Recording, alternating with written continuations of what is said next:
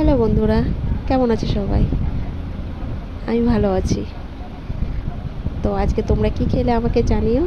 আর আমি আজকে রান্না করেছিলাম মাংস, তোমাদের সাথে শেয়ার করছি। দেখো, মাংস তো সবাই রাঁধতে জানো, আমারটা দেখো আমি কীরকমভাবে রান্না করলাম। প্রথমে আলুগুলো ভেজে নিয়েছি, তারপরে জিরে তেজপাতা পেঁয়াজ ভেজে ভালো করে লাল লাল করে ভেজে আদা রসুন বাটা দিলাম। একসাথে মিক্স করা ছিল আদা রসুন বাটা, সেটাই দিয়েছি। এটাকে একটু কষিয়ে নুন হলুদ এগুলো দিলাম।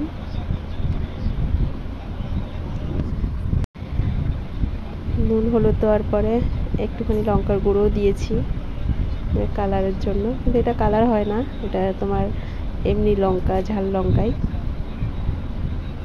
এটা দিয়েছি। দিয়ে মশলাটাকে কষিয়ে ভালো করে কষিয়ে নিতে হবে। কষিয়ে নিয়ে মাংসগুলো দিয়ে দিয়েছি। মাংসটাকে কষাতে হবে খুব করে, একদম জল টানিয়ে নিতে হবে মাংস থেকে।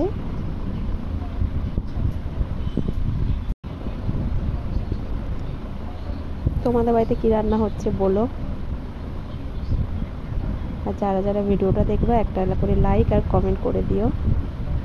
এই আলুগুলো দিয়ে দিলাম, মাংসটাকে কষিয়ে ভালো করে।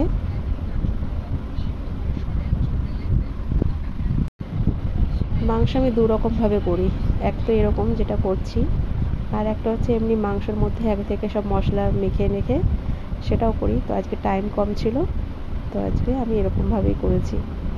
আর হ্যাঁ, একটা গোটা রসুনও দেবো মাংসের মধ্যে। কারা কারা রসুন খাও বলো। রসুনটা দিয়ে দেবো, দেখবা রসুন দিয়ে খেলে আরও বেশ ভালো লাগে। যারা যারা খাওনি তারা একবার খেয়ে দেখবে, ভালো লাগে। গোটা রসুনটা দিয়ে দেবে, এমনি সেদ্ধ হয়ে যাবে।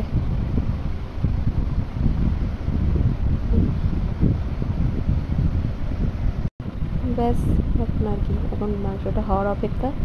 ঝোলটা ফুটে আসলেই আমার মাংস হয়ে যাবে। দেখো মাংস প্রায় রেডি। আর আমি আজকে প্রেশার কুকারেও করিনি খাসির মাংস, তো কি আমি কড়াইতেই করেছি, প্রেশার কুকারে করিনি। প্রেশার কুকারে করলে পুরো একদম মানে একটু বেশি নরম হয়ে যায়, তো আমার একটু হালকা একটু থাকলে ওটাই ভালো লাগে, খুব বেশি নরম একদম ভালো লাগে না। তো আমার মাংস রেডি, কেমন লাগলো জানিও। বাই।